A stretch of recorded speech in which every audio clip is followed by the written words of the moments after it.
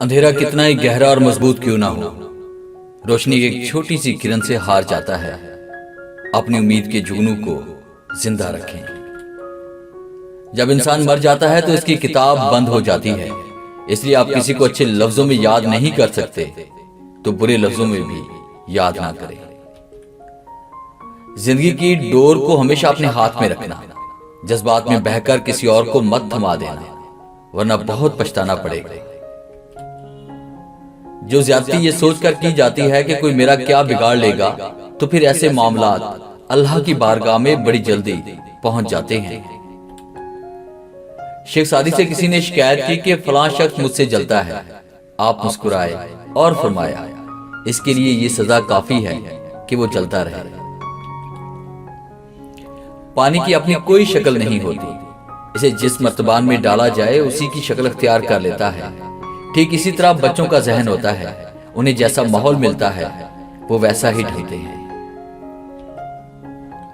जरूरी नहीं कि खुद गलती करके सबक और तजुर्बा हासिल करें। दूसरों की गई गलतियों से भी सबक और तजुर्बा हासिल किया जा सकता है।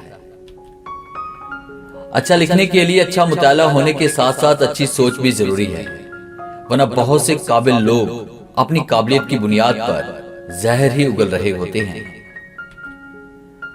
किसी भटके हुए इंसान की वापसी का रास्ता बंद नहीं हुआ करता। बाज़ औक़ात भटके हुए लोग किसी अपने की आवाज के मुंतजिर भी होते हैं, मगर मुखलसी शर्त है।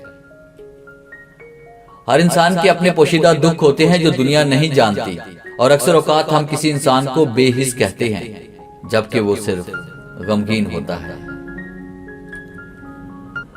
तलख तजुर्बात से गुजरकर और कई मान टूटने के बाद पैदा होने वाली खुद एतमादी एक मशले राह की सूरत में हमें उस मुकाम तक ले जाती है जहां हमें किसी इंसानी आसरे की जरूरत नहीं रहती।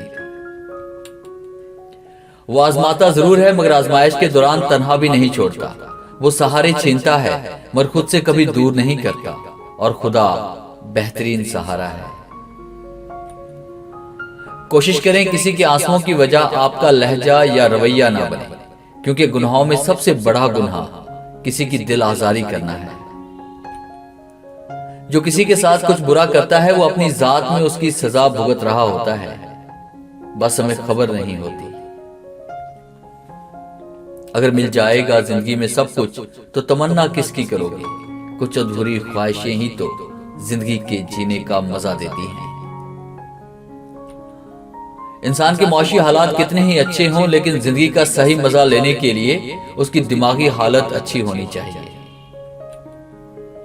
दिलों का सुकून पाने के लिए दिलों को सुकून देना पड़ता है।